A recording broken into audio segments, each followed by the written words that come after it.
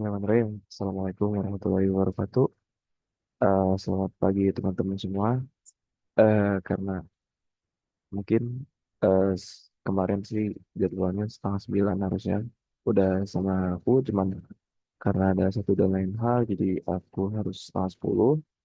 Dan karena aku pun setengah sepuluh ada kelas, jadi mungkin kita ketemunya di eh, cara virtual aja dulu ya.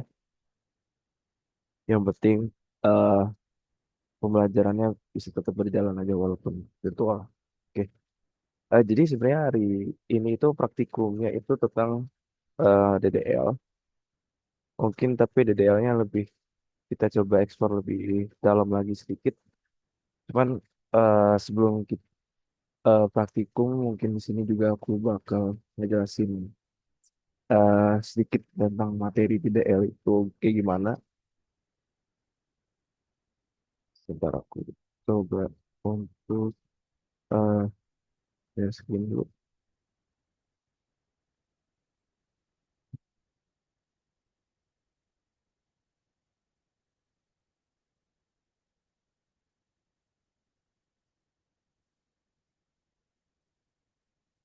Jadi eh kita bahas sedikit lagi tentang DDL. Jadi DDL itu adalah subset dari SQL yang digunakan untuk mendefinisikan dan mengelola struktur objek-objek. Eh, Kayak misalkan membuat, mengubah, menghapus memori data seperti table, indeks, dan tampilan. Jadi intinya tuh dia yang kemarin udah disebutin, jadi untuk bikin database, bikin table, terus intinya nanti kalau misalkan bikin kayak field-fieldnya itu nanti tipe datanya kayak apa. Terus nanti mungkin setelah dibuat kan kemungkinan ada kesalahan gitu ya. Nah itu nanti juga kita bisa ganti nih misalnya saya bikin namanya itu tipe datanya char nih. Nah di tipe data char di nama itu nanti bisa diganti jadi varchar gitu. Jadi intinya eh, mendefinisikan database, tabelnya juga. Terus nanti juga kita bisa ngapus database bisa, ngapus table bisa. Kalau misalkan ternyata database atau table itu tuh kayak udah nggak diperluin lagi. Nah, jadi di DDL juga ada disebut constraints. Jadi constraints itu kayak pembatasan nilai-nilai yang diperbolehkan untuk diisikan. Nah, yang paling umum itu dan yang mungkin di pertemuan 1 sampai 7 intinya sebelum UTS ini constraint yang DDL yang harus kalian kuasai itu mungkin ini ya kayak primary key, foreign key, auto increment. Eh, Mungkin kemarin belum sempat dijelasin juga ya waktu praktikum kayak ada beberapa nilai yang dia pakai primary key. Nah itu kalau teman-teman notice tuh kemarin primary key itu biasanya dia ada di nilai-nilai unik ya. Kayak misalkan ada di NPM atau di kode. Ya jadi intinya dia kayak nilai unik lah.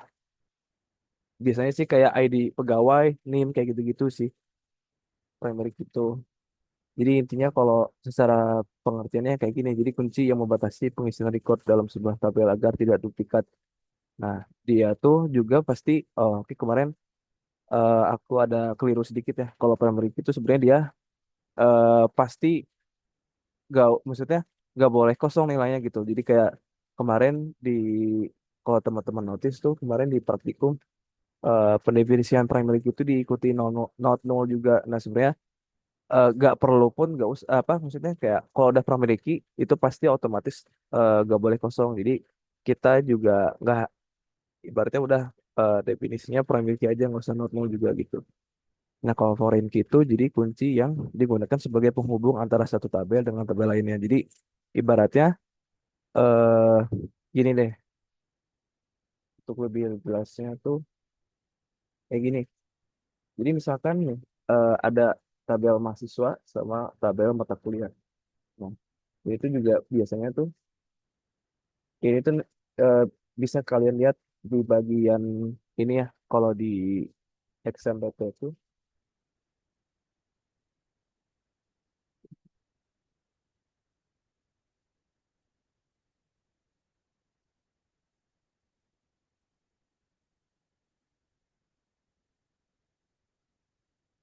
Jadi intinya kan saat, nah, ini kan bisa di start tuh.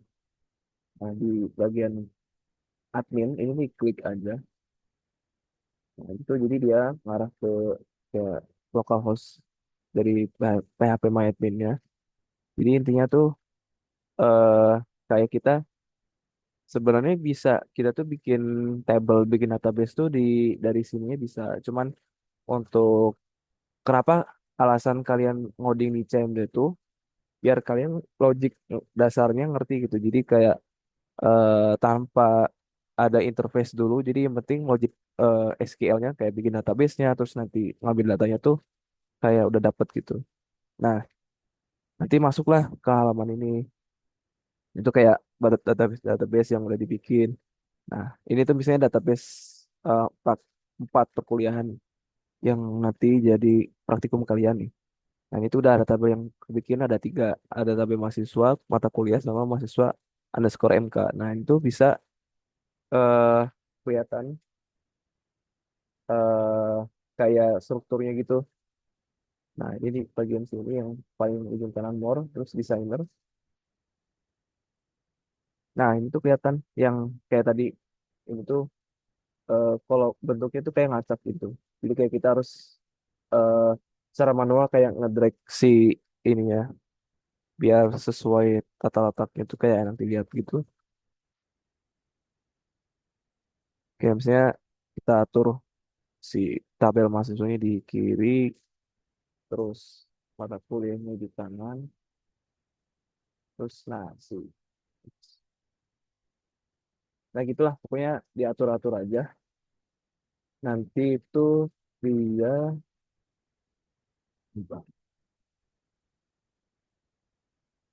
nah jadi kayak gini lah intinya dia tuh nanti kayak mahasiswa ada mata kuliah. Jadi mahasiswa itu kan ngambil mata kuliah nih. Nah nanti tuh eh di dalam database tuh sangat eh, lumrah sekali. Jadi kita tuh bikin tabel baru yang nilai-nilainya itu ngambil dari tabel-tabel yang udah ada. Kayak misalkan nih, tabel mahasiswa underscore MK tuh dia ngambil nilai NP apa NPM dari mahasiswa sama kode MK dari mata kuliah.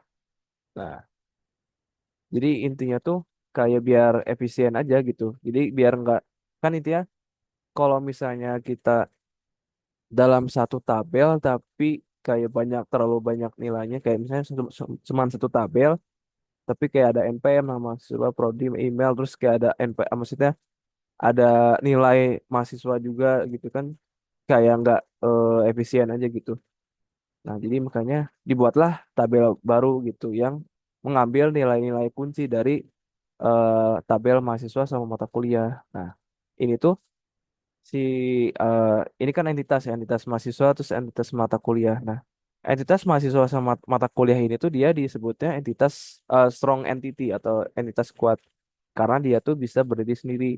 Intinya adalah strong entity itu pasti dia punya nilai per Nah, kalau di structure yang di PHP MyAdmin kan kelihatan nih. Jadi dia tuh biasanya kalau primary key itu dia eh, ada nih apa ini kayak apa simbol kunci gitu.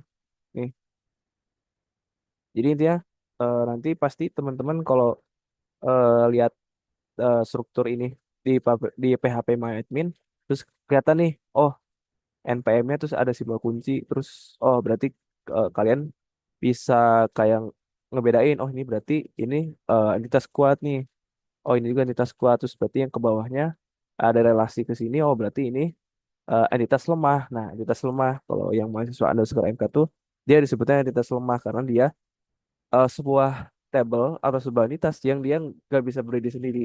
Dia harus dia kan bergantung sama tabel mahasiswa sama mata kuliah kan. Nah, jadi disebutnya itu entitas lemah. Dan mungkin kalau kemarin kan udah ini ya disinggung juga IRB ya. Nah, IRB itu kalau strong entity itu dia kayak udah kayak persegi panjang biasa. Cuman kalau weak entity itu dia kayak persegi panjang terus tapi di dalamnya ada persegi panjang juga. Nah, terus kan relationship ya kemarin udah eh tahu kayak gini simbolnya kayak belah ketupat gitu. Nah, tapi kalau identifying relationship itu kayak dia representasi relasi antar entitas tuh yang antara strong entity dan weak entity. Nah, terus kalau ini kemarin kan atribut ya yang Eclipse ini. Nah, kalau untuk yang atribut yang ada itunya nih kayak primary key nih kayak misalkan ini. Nah, itu berarti dia nanti bentuknya tuh kayak gini, cuman nanti ada kayak garis bawah gitu. Jadi kayak misalnya nanti ID, nah ID itu ada kayak underline gitu. Ya, masih banyak ya kayak ERD itu kemarin kita baru yang strong entity, relationships, atribut paling ya. Terus eh, kalau yang sekarang pembahasannya eh, nambah mungkin sama ini atribut primary key, terus identifying relationship sama yang ini ya weak entity. Weak entity, sebenarnya ada masih banyak yang masih bisa dieksplor, cuman untuk biar ini ya, biar kalian ini juga nggak terlalu pusing. Intinya kalian tahu yang ini aja dulu, yang dasar-dasarnya aja dulu. Nanti sering berjalan waktu kita bisa explore lagi lebih lanjut. Eh, Paling gitu sih. Nah ini eh, simbol-simbol yang tadi udah dijelasin juga. Nah mungkin eh, kalau ini versi yang CMD ya, berarti nanti teman-teman praktikum yang ini, jadi bikin database prak 4 underscore perkuliahan, terus kayak biasa use nama database-nya, terus masuk, udah sih bikin-bikin table kayak biasa aja. Oke, mungkin di sini ada beberapa table ya, ada mahasiswa mata kuliah sama table ini yang week entity-nya. Terus mungkin nanti eh, kalian coba explore mungkin untuk bisa bikin satu table lagi. Namanya table ini perpustakaan. Jadi nanti misalnya create table perpustakaan. Nah, terus field-fieldnya diisi kayak misalkan ada kode buku nih. Nah, kode buku itu misalnya kita kasih primary key, terus eh, nama buku ya, kayak varchar, dan terus mungkin itu aja dulu ya mungkin. Atau iya sih itu aja dulu kayaknya cukup. Nanti kalian coba explore bikin table perpustakaan, isinya itu kode buku sama nama buku. Nah, nanti bikin lagi tuh table yang berarti kan kalau table perpustakaan yang aku bilang tadi kan berarti dia eh, strong entity tuh karena dia si kode bukunya primary key kan. Nah, nanti kalian coba bikin lagi table yang namanya itu misalkan mahasiswa underscore eh, pinjam buku gitu. Nah, nanti isinya itu eh, nanti ngambil nilai dari si kode buku yang di perpustakaan. Nah, gimana sih kita eh, untuk ngambil nilai dari misalnya gimana caranya dari weak entity itu ngambil nilai-nilai primary key di eh, strong entity. Nah, caranya itu kayak di ini nih, yang tabel mahasiswa underscore MK ini. Nah, kan jadi gini, mahasiswa MK itu kan ada dua nilai primary key yang diambil dari tabel mahasiswa sama mata kuliah. Nah, ini kan di sini kita udah bikin nih NPM car 9, maksudnya maksimal eh, karakternya ada 9. Nah, ini pun ketika kita mau ngambil nilainya, kita juga eh, ngikutin apa yang udah didefinisiin di sini. Tapi cukup sampai NPM car 9 nih kayak gini. Primary, primary key-nya nggak usah ditulis lagi, terus koma. Begitupun sama yang kayak kode MK nih. Kita samain kode MK, INT, udah koma. Terus, nah ini baru kalau nilai INT ini yang memang beneran nilai yang dia ada sendiri, bukan ngambil gitu. Nilainya itu pasti INT ya, biar karena kan kalau nilai gitu kan pasti bisa dikalkulasi ya kayak kemarin udah dijelasin. Jadi pasti INT, terus panjang maksimal karakternya ada 2. Terus, nah ini baru kita definisiin foreign key. Foreign key itu ya, untuk ibaratnya eh, dia tuh mendefinisikan lagi dari mana sih nilai NPM dan kode MK ini diambil. Nah, kayak misalnya ini. Kalau NPM, foreign key, NPM, reference mahasiswa NPM. Jadi kayak ibaratnya si NPM ini tuh diambil referensinya dari tabel mahasiswa. Jadi kayak eh, polanya itu kalau foreign key itu pasti kayak gini. Maksudnya kayak pola saat kita membuat tabel weak entity itu kayak gini. Jadi kita definisi inilah yang diambil apa. Yang paling sering itu pasti ini ya kalau nggak NPM atau kode yang intinya nilai-nilai unik lah. Nah, ya itu kayak kode atau ID gitu. Kita definisiin dulu, terus kita mungkin masih ada nilai nih yang kita memang nilai yang eh, dia bisa berdiri sendiri. Nah, terus baru terakhir, nah biasanya foreign key ini tuh mending taruh di terakhir aja. Nah, foreign key NPM. Nah, NPM itu dia diambil dari tabel mahasiswa. Terus sebutin lagi NPM. Jadi kayak foreign key, si nama fieldnya diambil dari tabel mana, terus sebutin lagi si fieldnya gitu. Yang kode MK pun sama. Jadi foreign key, kode MK, terus kode MK itu diambil dari mata kuliah, terus sebutin lagi si fieldnya. Di foreign key, definisi fieldnya apa, terus dari mana si field itu diambil, terus sebutin fieldnya lagi. Ya udah kayak gini. Jangan lupa ya kalau di terakhir tuh dia dikasih lagi kurung tutup, terus dikasih di koma. Nah, paling gitu sih kalau untuk penjelasan bikin yang weak entity ya. Berarti nanti saat bikin tabel perpustakaan tuh kayak gini juga intinya. Nah, nanti kayak misalkan tabel perpustakaan tuh nanti ngambilnya tuh kayak misalkan si NPM juga nih. Berarti NPM terus misalkan eh apa nih? Berarti kode buku nih di sini. Nah, nih nilai di sini mungkin bebas lah.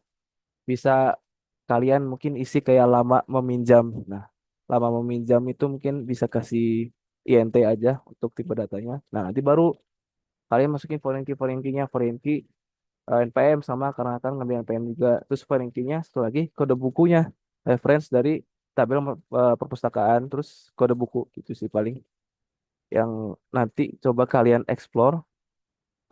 Kalau misalnya ada kesalahan dikit itu wajar nggak apa-apa. Yang penting coba aku kasih segini dulu. Nah nanti sisanya yang perpustakaan sama yang lain-lain itu intinya kalian eksplor aja dulu sendiri. Paling gitu sih yang bisa disampaikan untuk nanti hari ini praktikum ya. Nanti kalau misalkan ada sesuatu yang ditanyain mungkin bisa aku jawab cuman kayak mungkin setelah aku kelas gitu. Mungkin gitu aja dulu ya. Jadi untuk praktikum tuh intinya ini bikin database Prak 4 surat perkuliahan, terus bikin tabel-tabelnya. Terus tadi jangan lupa ada kalian explore coba bikin tabel perpustakaan sama bikin weak entity yang itu ya yang kayak mahasiswa underscore perpustakaan. Nah, itu berarti yang weak entity-nya. Gitu aja. Mudah-mudahan dapat dipahami. Kurang lebihnya mohon maaf. Wassalamualaikum warahmatullahi wabarakatuh.